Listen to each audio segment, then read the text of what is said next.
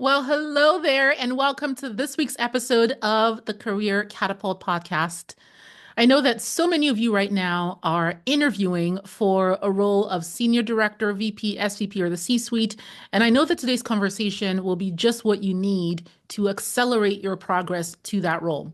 We're talking today about understanding various conversation styles during the interview process for Senior Director, VP, SVP, or the C suite. The number of times I hear the following statement: Stella, I had a great conversation with ABCXYZ person, but they didn't really ask me any questions.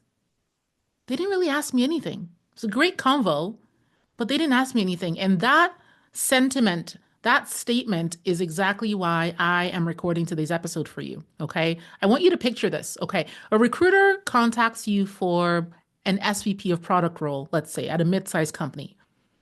You express interest in the role, and the interview process begins. You meet with a few people within the org, maybe some peers, some potential directs, maybe some stakeholders, and all goes well. And then ultimately, you meet with the CEO, the COO. You're scheduled to meet with the chief operating officer. Okay.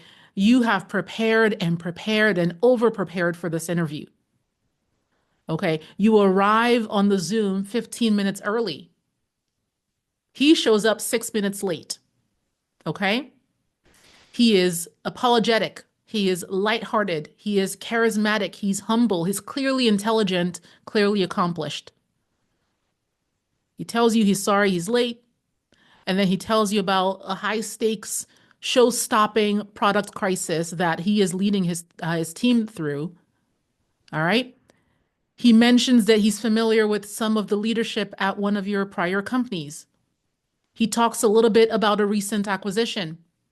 He mentions a few gaps that are on his team that he is particularly concerned with, and on and on and on. You chime in here and there.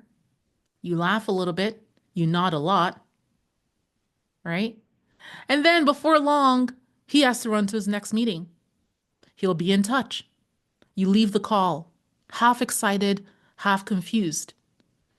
Excited because he seems like a great leader, the kind you'd like to work for. The insights that he shared with you on the org or into the organization and its growth trajectory exacerbated your interest in the org. But you're also confused because he didn't really ask you anything. You never hear from him again. The recruiter contacts you the next day to say she heard great things about the call. 3 weeks go by. You follow up weekly. The recruiter then writes you to tell you they are taking a different approach with the role. Sound familiar? One of the biggest gaps I see with otherwise savvy interviewees, I'm not talking to you if you are somebody who's early in your interviewing journey. I'm talking to people who are savvy interviewees. You've landed multiple jobs all the way to wherever you are right now, director, senior director, VP maybe, right? You have landed multiple high profile senior level roles. So you are a savvy interviewee. And the biggest gap that I see, one of the biggest gaps, is not understanding the different conversation styles and interview styles while you're going after a role.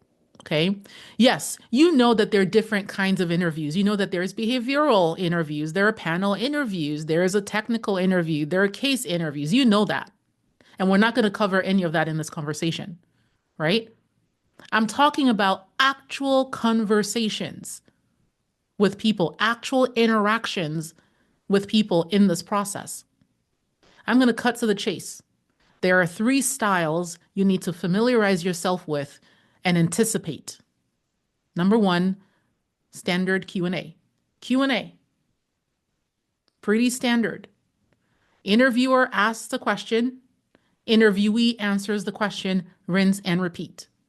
They ask, you answer, rinse and repeat. You want to keep your answers succinct and to the point, and that way they can get through a list of 15, 20 questions.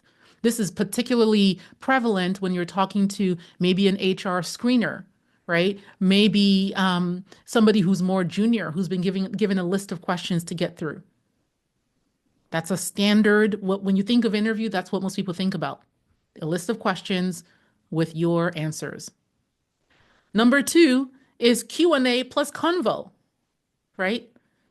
And I'm sure there's a more technical term for these, but I'm a very simple, straight to the point kind of person, so I'm going to use terms that we can all understand, okay? Number one was Q&A, question and answer. Number two is Q&A plus convo, which is question and answer plus conversation. Okay? What does that look like? It's a little bit mixed. It's something like there's a little bit of convo, then there's a Q and an A, then there's some convo with the Q, maybe a clarifying question, and then an A, and then a convo. It's a little bit of a mix, right? You're having some conversation. They're asking you a question. You answer that question. Maybe they ask you another question. You clarify the question they're asking. You answer it. They give you a bit more context. They ask you another question. You answer that. So you can see this is a variation of the Q&A, and this is probably the most prevalent for most people, right? Not the Q&A, which was the first one, is more robotic. It's more like, okay, here's a list of questions. Let's just fly through these questions. And because maybe I'm the person who's asking the questions is junior, more junior to you. Maybe they're an HR screener. They don't necessarily have the depth of experience to ask you thoughtful follow-ups, right? So they're just flying through the list of questions. With number two, Q&A and convo, this person is a bit more seasoned. They might be a potential direct report. They might be a peer. This person knows the space, so they can actually give you context. They can elaborate and elucidate. They can dive in and have a bit more of a conversation. But primarily, they have a set of questions too that they want to get through. And then we go to number three. Number three is pure convo. Pure convo. Okay? There are no real questions. There's no list of questions that this person has. It's really more like a game of catch, and then a walk in the park, and then another game of catch. It's like you're walking with a friend, and you guys are throwing the ball around. Then you stop throwing the ball, and you walk for a little bit, and then you throw the ball again. It's very natural. It's very flowy. It's more organic. That's number three. It's all convo. Okay? Here's what you ought to know. A, you must be able to adapt to the style of the interviewer. You must be able to adapt to the style of the person who's interviewing you. If the person who's interviewing you is coming in with a list of questions, they don't, and so that if you have a junior screener, for instance, who's coming in with a list of questions, that's not the time for you to be having this lengthy, flowy conversation because it's likely that they won't be able to really grab onto everything that you're saying. So you have to be able to adapt to the style of the person that you're talking to. B, the more senior the role you seek, expect more number three, which is that convo style. Expect more of that.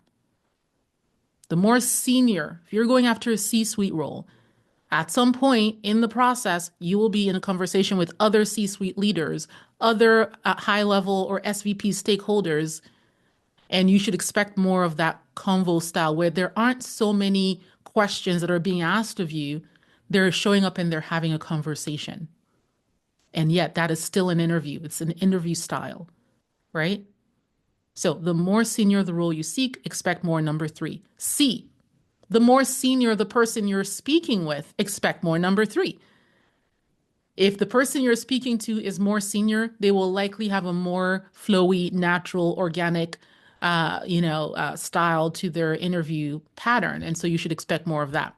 And then lastly, D, when you're having that convo style, that number three, it is your job to figure out how to tell your story in a manner that moves the interaction forward. And that is a skill. It is important that you know how to tell your story in a way that moves the conversation forward. You need to know your story inside and out and so well. You need to know your numbers so well. You need to know your wins and your challenges, all of it in its entirety well enough, master it well enough, and then you can pay attention in the conversation and figure out, okay, the ball is coming in my direction. I got to catch it, right? You can't play a game of catch if you don't even know what the ball looks like, right?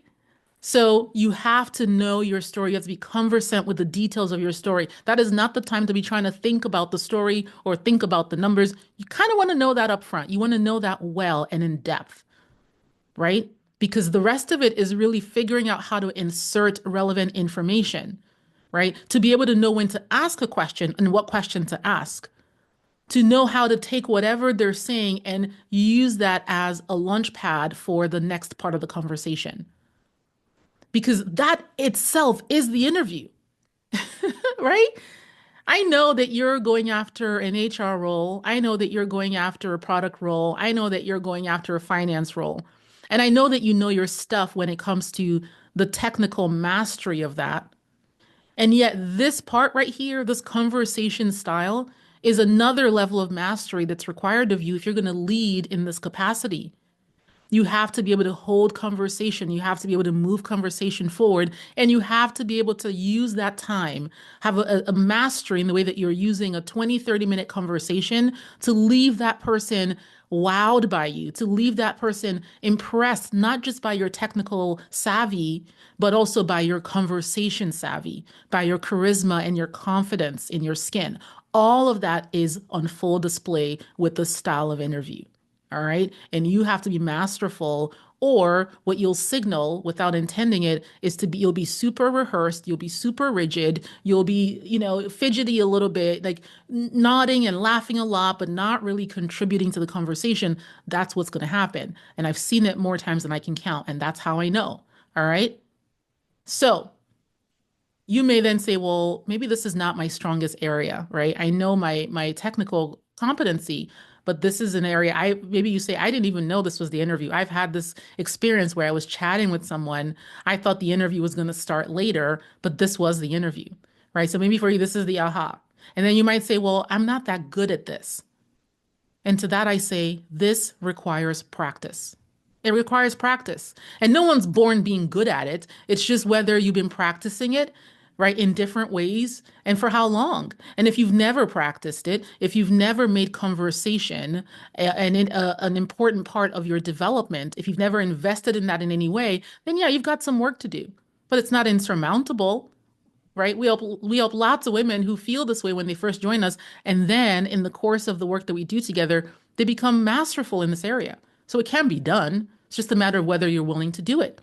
It requires practice, right? So being, a savvy conversationalist, which is that style number three, requires you also to master number one and number two. You need to understand the questions that an interviewer might have. Because here's what's happening is that in convo number three, it's not that that person has no questions. They're just not asking you. Everyone you speak to in the interview process has the same set of questions. It's really the same. Why are you here? What can you do for me? Can I afford you? Will you fit in here? It's all the same set of questions. It's just masked in different ways. So just because they're not asking you explicitly doesn't mean they don't have those questions. They're not sussing that out. The only thing is they know from experience, typically if you're a C-suite leader, if you're an SVP, if you're a VP, you know this. You know that people can master interviews. They can master how to answer a behavioral question about tell me about conflict or tell me about this. People can master that pretty easily if they've put in a little bit of work. But it's now you're looking for patterns. That's what they're really looking for. They're looking for patterns. Patterns in your storytelling, patterns in the way you've made decisions, patterns in your emotional maturity, all of those things. Again, so much is being communicated in the course of that conversation. If you're the person who's taking the back seat while this person's talking and they are clearly dominating the room, what that communicates is, yes, you are an expert. Yes, you can do finance. Yes, you can do HR. Yes, you can do whatever your function is, but you may not be able to lead. You may not be able to hold your own given the cast of characters. You might be timid. You might not be able to speak up when it is required of you. And so even if you're saying all the right things in a standard Q&A, that that style of interviewing, that convo style of interviewing will unleash all of that, and it will sort of highlight where there are gaps. So hopefully this is helpful for you. Okay. You want to master the standard responses. Yes, I'm not going to sit here and tell you don't need to know your behavioral questions. You don't need to know the details of your resume. There's not going to be any walk me through your resume. Oh, you're going to get that. So you must master that. That is table stakes. But you want to go beyond that. You want to go beyond that into a more conversational, organic, two friends sitting at a bar having a glass of wine, right? Or a mocktail or whatever, right? Two friends, having a conversation. That's the energy and the style you want to get to in your interviewing skill set. All right. So if you are currently interviewing for a senior leadership role, is your preparation robust enough to encompass all these three styles? Is your interviewing strategy and your preparation robust enough to prep you for all these three styles? Because you don't know who's going to come with what style, and you want to be ready. If it is not robust enough, you need to fix that right now. You need to address that. Figure out what is your biggest area of opportunity, double down on that, do the work on that. This is exactly what we do inside our program. Okay. Our clients come in with so much expertise. I can't believe the caliber of women I get to work with every single day who are consummate experts in their field, but yet they know that for the level they're stepping into, the level they're going to, not the level they're doing now, but the level they're seeking, the skip level promotion, they know there's work to do to bridge the gap in their brand. They know that there's a different level of executive presence, a different level of communication, a different level of storytelling that is required to land that next role as senior director, VP, SVP, or the C-suite. And they come in to do that work. And that is what it takes, right, for them to ultimately have the kind of successes that we enjoy every single day.